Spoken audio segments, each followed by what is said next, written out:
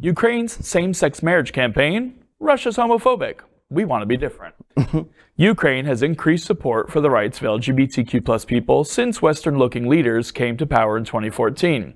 Discrimination in the workplace was banned, but same-sex marriage or civil partnerships have not been legalized. Inna Sovsun, a deputy in the Ukraine parliament, believes that the government has been, quote, dragging its feet for many years now, end quote, over the issue.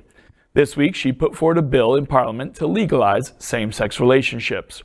Sovsun told Euronews that over 700,000 people are serving in the Ukrainian army, and some of them are LGBTQ+.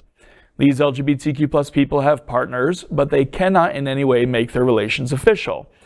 He said, quote, so in case anything happens to the military person on the battlefront, his or her partner would not be able to make any medical decisions about the partner. Or if the worst happens, if death happens, if the person's killed, again, the partner would not have the legal opportunity to make decisions about the burial and all of that. So that kind of adds the urgency to this situation, end quote. And the risk is far from theoretical. Elena Savenchko of the human rights group Ukraine Insight told Euronews there are, quote, real stories which you see almost every day, end quote, on the battlefield. We've reported on LGBTQ people on the front lines of Ukraine several times. Gentleman Victor, who runs the LGBTQ military Facebook group, is Facebook friends of mine, and I see his posts continually. And they frequently have to do this, where legislature is worried about, this and that, but the people who are fighting and are on the front lines trying to protect everyone aren't being afforded the basic rights. They're getting a lot more respect than they used to, but they're not getting those rights that they need to protect them if something happens. And it's a real, when these things don't exist, my partner's been dead for 12 years now, and the hoops I had to go through to get the cremation he put in the will, where I was the personal representative, and the crematorium would not take my signature. I had to go to the sister in Connecticut to get a signature.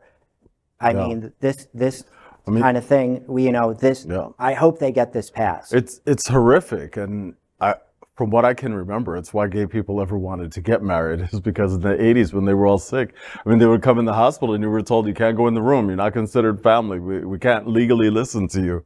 I'm from a military family. My father was a very high-ranking person in the military. I grew up near West Point. My mother to this day, my father passed away, my mother to this day still shops at West Point and gets to go to the commissary, right? Because they were married and he passed away. She still has health care through the military. You know what I mean? Like, she has a level of comfort in her older years alone, right? That none of these people who are putting their lives on the risk that their partners have. And it's just wrong. It's just wrong. They have to, these different levels of humanity have to end, And while we do need to get this passed, and obviously the battle is not done in Ukraine, either in the parliament or on the battlefield, clearly it still continues here. But one thing about the war in Ukraine is that this is one of those unintended consequences.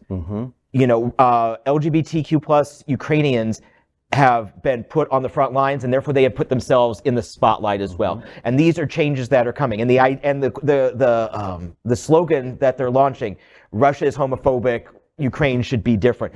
That's so on the money. That's so on the money. And that's the kind of thing that is going to translate into Poland, where we've already seen them open, outside of the big cities, they're a very homophobic country, but we've seen them taking in LGBTQ plus Ukrainian refugees, the same next door in Hungary. So again, an unintended consequence from a horrific war, but hopefully some good will rise from the ashes of Ukraine. Right, and now what you can do while you're keeping an eye on that, because you're a journalist, I am, is keep an eye on the racism in the Ukraine.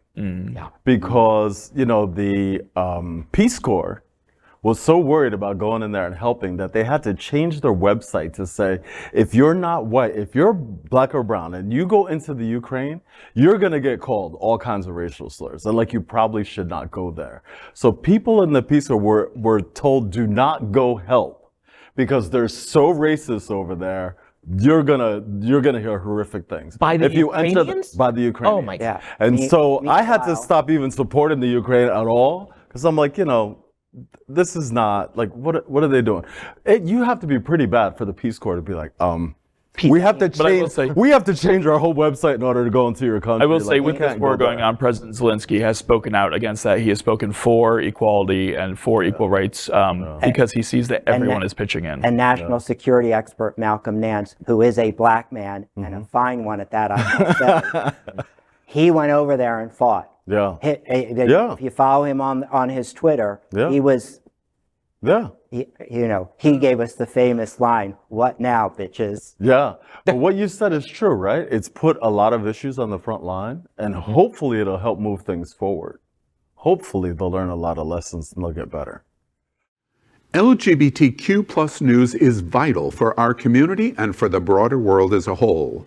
We have enough enemies at Fox News. Tucker, Sean, and Laura are loud. We need passionate allies. Happening Out Television Network, Queer News Tonight, and It's Happening Out are literally out of the closet and into the headlines. Our community needs your support. Like this broadcast and subscribe now to ensure the growth of the entire LGBTQ plus community.